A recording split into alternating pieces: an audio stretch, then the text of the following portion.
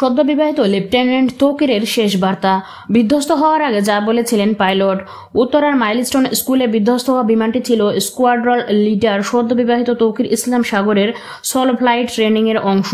সোমবার 21 জুলাই দুপুর 1:06 কুর্মিটোলা পুরাতন এয়ারফোর্স বেস থেকে F-7 BGI মডেলের যুদ্ধ বিমানটিতে এককভাবে উড্ডয়ন করেন স্কোয়াড্রন লিডার তৌকির। সেখানে কোনো পাইলট, নেভিগেটর বা ইনস্ট্রাক্টর ছাড়াই একজন পাইলটকে পুরো ফ্লাইট পরিচালনা করতে হয়। সোলো ফ্লাইট ট্রেনিং হলো একজন পাইলটের ট্রেনিংয়ের সর্বশেষ ধাপ।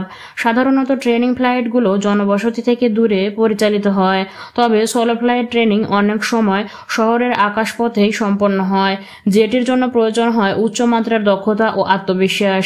তৌকির ছিলেন এমন একজন কোয়ালিফাইড পাইলট, উড্ডয়নের পরেও তিনি উত্তরা, দিয়াবাড়ি, বাড্ডা, হাতিরঝিল ও রামপুরা এলাকা হয়ে উড়ছিলেন। কিন্তু কিছুক্ষণের মধ্যেই তিনি বিমানে কারিগরি সমস্যার আভাস পান এবং কন্ট্রোল রুমে জানান বিমানটি নিচের দিকে নামছে ও স্বাভাবিক ভেসে থাকার ক্ষমতা হারাচ্ছে বলে বার্তা দেন তিনি। প্রশিক্ষণের শেষ ধাপে ছিলেন ফ্লাইট লেফটেন্যান্ট তৌকির ইসলাম। সোমবার প্রথমবারের মতো কো পাইলট ছাড়াই আকাশে একা উড্ডয়ন করেন তিনি। কিন্তু এটাই যে তার জীবনের শেষ উড়াল তা কে জানত। অথচ প্রশিক্ষণে তিনি মেধার স্বাক্ষর রাখেন। জটিল বিমান প্রশিক্ষণের বেশ কয়েকটি ধাপে সাফল্যের সঙ্গে উতরে যান।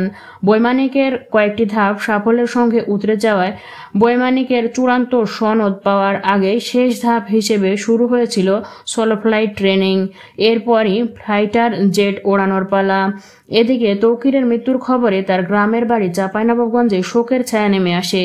ইতোমধ্যে তার পরিবারের সদস্যদের বিমান বাহিনীর বিশেষ হেলিকপ্টারে করে ঢাকায় নিয়ে আসা হয়েছে। সোমবার বিকালে রাজশাহীর শাহ-মখদুম বিমানবন্দর থেকে তাদের ঢাকায় আনা হয়। তাৎক্ষণিকভাবে কন্ট্রোল রুম থেকে তাকে ইজেক্ট, জরুরি অবস্থায় পাইলটের সিট খুলে তাকে বের করে দেওয়ার কথা নির্দেশ দেওয়া হলেও তৌকির শেষ মুহূর্ত পর্যন্ত বিমানটি বাঁচানোর চেষ্টা করেন। তিনি সর্বোচ্চ গতিতে বিমানটিকে ঘুরিয়ে এয়ারবেজের দিকে ফেরার চেষ্টা করেন, কিন্তু এর মধ্যে হঠাৎ কন্ট্রোল রুমের সঙ্গে তার যোগাযোগ বিচ্ছিন্ন হয়ে যায়। মাত্র 1 থেকে 1.5 মিনিটের মধ্যেই বিমানটি নিয়ন্ত্রণ হারিয়ে উত্তরার মাইলস্টোন স্কুলের বিধ্বস্ত হয়। এতে বহু শিক্ষার্থী আহত হন এবং আগুনে দগ্ধ অন্তত 35 জনকে বার্ন ইউনিটে পাঠানো হয়েছে। স্বজনরা জানান তৌকির বিমান দুর্ঘটনায় পড়েছে। এমন খবর পেলেও পরিবারের সদস্যদের কেউই জানতেন না তৌকিরের মৃত্যু হয়েছে। তাদের বলা হয়েছিল তৌকির আহত, CMH-এ চিকিৎসাধীন। পরে ঢাকায় এসে তারা মৃত্যুর সংবাদ পান। তৌকিরের বাবা আমদানি রপ্তানি ব্যবসার সঙ্গে যুক্ত ছিলেন। তার বাবা তহুরুল ইসলাম এবং মা সালেহা খাতুন। সাগরের বাবা তহুরুল ইসলাম একজন ব্যবসায়ী। তার গ্রামের বাড়ি চাঁপাইনবাবগঞ্জের শিবগঞ্জে হলেও প্রায় 25 বছর ধরে তিনি রাজশাহী শহরে বসবাস করেন।